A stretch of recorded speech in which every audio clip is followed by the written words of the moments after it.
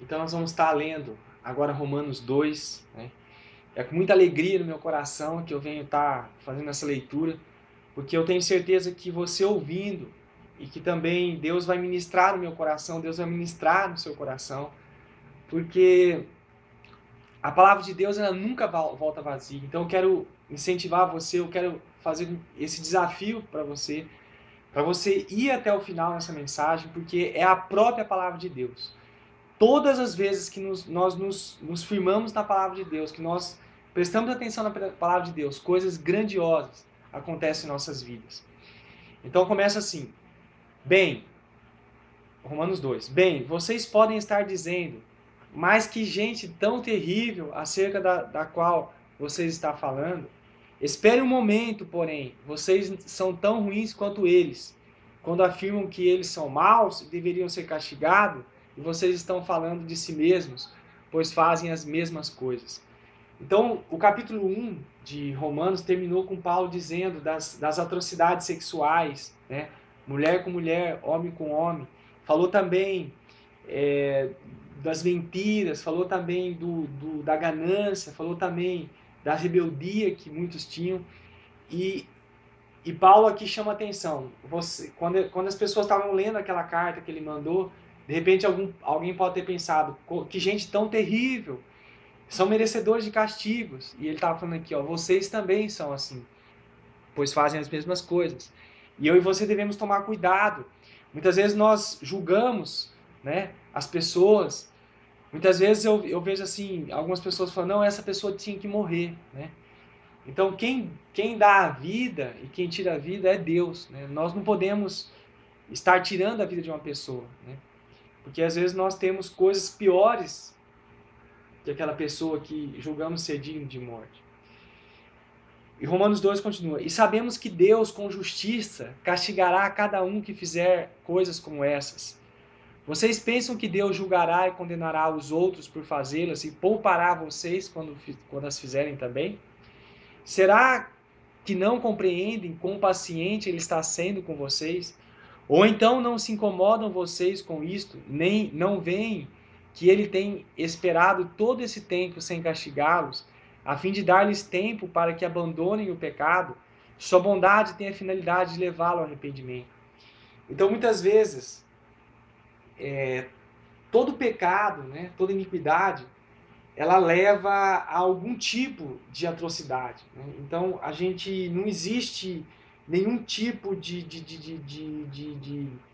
não existe nenhum tipo de vantagem no pecado, né? A vantagem do pecado, ela é ilusória, né? A vantagem do pecado, ela é muito passageira, se é que existe algum tipo de vantagem no pecado. Seria, no caso, um prazer momentâneo. Mas, na verdade, o pecado, ele nos afasta de Deus, né? O pecado, ele nos separa do nosso Criador.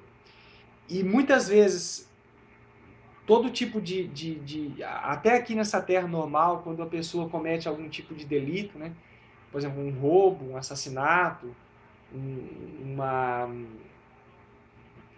sei lá, alguma coisa relacionada a isso,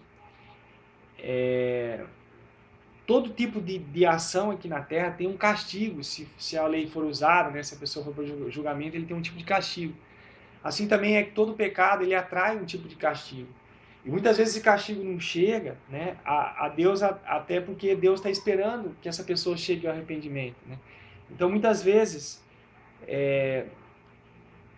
algo ainda não aconteceu com tal pessoa que é muito pecaminosa, porque Deus está esperando que essa pessoa se arrependa, né? Então, mas a paciência de Deus tem limite, né? Então que nós venhamos abandonar o pecado realmente e começar a viver uma vida uma vida limpa diante de Deus, uma vida purificada pelo Espírito. Aí Paulo continua, mas vocês não querem ouvir, assim estão guardando um castigo terrível para si mesmos, devido à teimosia de vocês em recusar a abandonar seus pecados, pois virá o dia da ira, quando Deus será juiz do mundo inteiro. Ele dará a cada um as suas obras, a cada um as suas obras que merecem. Dará a vida eterna àqueles que pacientemente fazem a vontade de Deus, procurando a glória invisível, a honra e a vida eterna que Ele oferece. Porém, castigará tremendamente aqueles que lutam contra a verdade divina e andam em maus caminhos, pois grande ira de Deus será derramada contra eles. Então veja bem, hoje nós estamos diante de um mundo, de uma sociedade que está em busca acirrada pelos bens materiais, que está em uma busca acirrada para serem bem-sucedidos. Não estou dizendo que uma pessoa não deva buscar ter um bom estudo, ter um bom trabalho nessa terra, mas eu percebo e vejo as pessoas buscando com muito afinco, com muita garra, com muita disposição, mas estão esquecendo que em poucos anos tudo isso se findará, a sua vida se findará, e aonde estará o seu tesouro? Então muitas pessoas estão vivendo em função da vida dessa terra, mas existe uma outra vida que é muito mais importante que a vida dessa terra, que é a vida que teremos que dar conta a Deus do que prestamos nessa terra. Então é tempo de termos boas obras, é tempo de buscarmos a glória invisível, porque a maioria das pessoas buscam a glória desse mundo. E aqui continua no 9. Haverá tristeza e sofrimento tanto para os judeus como para os gregos e pessoas das outras nações que continuarem pecando. Mas haverá glória, honra e paz divina para todos quantos obedecem a Deus, sejam judeus ou outras nações. Isso porque Deus trata a todos com igualdade. Então veja, quem obedecer a Deus será abençoado.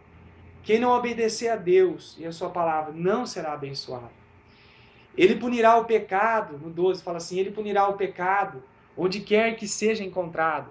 Castigará os pagãos quando pecarem, embora eles nunca tenham ouvido a respeito das leis escritas de Deus. Porque no fundo de seus corações, eles sabem a diferença entre o certo e o errado. Veja bem, nem é necessário uma pessoa entender do Evangelho, nem é necessário uma pessoa ser pregado o Evangelho para ele saber o que é certo e o que é errado. Isso já está no coração dele. E dentro disso, do que está certo e do que está errado, que está no coração, é que cada pessoa vai ser julgada. As leis de Deus estão escritas dentro deles. A própria consciência os acusa, ou por vezes, ou os desculpa. E Deus castigará os judeus por pecarem, em vista de terem eles suas leis escritas e não obedecê-las. Sabem o que é certo, porém não o fazem. Demais, a salvação não é dada àqueles que sabem o que fazer e não fazem, que sabem o que fazer, a não ser que o façam. Então a salvação de Deus, ela não é apenas por eu saber o que é certo, mas eu tenho que fazer o que é certo. Mesmo que isso muitas vezes doa, mesmo que isso eu tenha que lutar contra a minha natureza. Não há dúvida nenhuma, não há dúvida alguma, que chegará o dia quando, por ordem divina, Jesus Cristo julgará a vida íntima de todos, em seus pensamentos e seus motivos mais secretos. Tudo isso é parte de um grande plano de Deus que eu anuncio. Amados, que estão ouvindo essa mensagem, preste bem atenção nesse versículo, porque ele chega a ser até apavorador para os nossos corações, porque veja bem, não há dúvida alguma de que chegará o dia quando, por ordem divina, Jesus Cristo julgará a vida íntima de todos. Então, às vezes, nós pensamos que estamos escondendo coisas das pessoas, seus pensamentos. Olha só o que está dizendo. Jesus Cristo julgará a vida íntima de todos, seus pensamentos e seus motivos mais secretos. Tudo isso é parte do grande plano de Deus que eu anuncio. Então, os nossos pensamentos mais secretos, aquilo que está guardado no íntimo do nosso coração, que muitas vezes não chega a cabo, porque Deus põe a mão e não deixa acontecer. Mas Deus sabe a intenção dos nossos corações. Pois os judeus pensam que tudo vai bem entre vocês e Deus, por Ele lhes ter dado as suas leis. Se orgulham de serem amigos particulares de Deus. Sim, vocês sabem bem o que Ele deseja. Vocês conhecem o certo e o errado, favorecendo aquilo que está certo, pois aprenderam suas leis desde bem pequenos. Estão tão seguros do caminho para Deus que poderiam apontá-los a um cego. Pensam que são como faróis, guiando para Deus os homens perdidos na escuridão. E pensam poder dirigir as pessoas simples e até mesmo ensinar as crianças tudo quanto se refere a Deus, porque realmente vocês conhecem as leis, as quais estão cheias de todo conhecimento e verdade. Sim, vocês ensinam a outros. Então, por que não ensinam a si mesmos? Dizem a outros que não roubem e vocês roubam. Então, veja bem, Paulo estava chamando a atenção dos judeus, porque eles eram conhecedores da lei. Eles eram conhecedores do que era certo, mas porém eles não faziam o que era certo. E isso é algo que nós temos que lutar, porque de certa forma nós também sabemos hoje o que é certo e o que é errado. E por que continuamos fazendo o que é errado? Olha o que Paulo disse: vocês afirmam que está errado cometer adultério, e vocês o cometem. Vocês dizem que não se ora aos ídolos, e logo fazem o dinheiro de vocês o Deus de vocês. Vocês têm tanto orgulho de conhecerem as leis de Deus, mas vocês o desonram, quebrando as mesmas leis. Não é de admirar que as Escrituras digam que o mundo fala mal de Deus por causa de vocês. Vale ser judeu vale ser judeu se vocês obedecerem às leis de Deus. Mas se vocês não cumprem, são perfeitamente igual aos pagãos. Então veja bem, se eu digo que eu sou um filho de Deus, né, eu tenho que ter atitudes de um filho de Deus, né? Porque se eu sou um pregador do Evangelho, se eu sou alguém que leva a mensagem de Deus e começo a ter atitudes que são contrárias, isso faz com que o nome de Deus seja envergonhado. Isso faz com que o mundo venha falar mal de Deus. E se os pagãos obedecem às leis divinas, será que eles não lhes será dado os direitos e honras que planejou dar aos judeus? De fato, né? Então Deus não está muito interessado em as pessoas conhecer a sua lei, mas Deus está interessado em que as pessoas, que eu e que você venhamos praticar a sua vontade, que eu e você venhamos atentar para a sua vontade. De fato, esses pagãos estarão em melhor posição que vocês, os judeus, que sabem tanto a respeito de Deus e têm suas promessas, porém não obedecem às suas leis. Vocês, na realidade, não são judeus só por nascerem de pais judeus ou por passarem pela cerimônia da circuncisão para serem admitidos ao judaísmo. Não. Judeu verdadeiro é aquele cujo coração está direto com Deus. Deus não procura aqueles que cortam seu corpo através da circuncisão física, mas procura aqueles cujos corações e mentes foram mudados. Qualquer um que tiver esse tipo de mudança em sua vida receberá o louvor de Deus, mas mesmo se não o receber de vocês. Então veja bem, o verdadeiro filho de Deus não é aquele que diz que é filho de Deus, mas aquele que faz a vontade de Deus, né? Naquela época os judeus eles tinham orgulho de dizer que eram judeus, porque judeus realmente era o povo separado de Deus. Era o povo que Deus tinha falado as suas promessas. Mas o verdadeiro judeu, ele era aquele que verdadeiramente tinha no coração a Deus, né? Era esse o desejo de Deus, não por nascer. Um filho de Deus não é simplesmente por ter carne e osso, mas o filho é algo espiritual, é algo relacionado à conduta, é algo relacionado ao caráter e ao interior, né?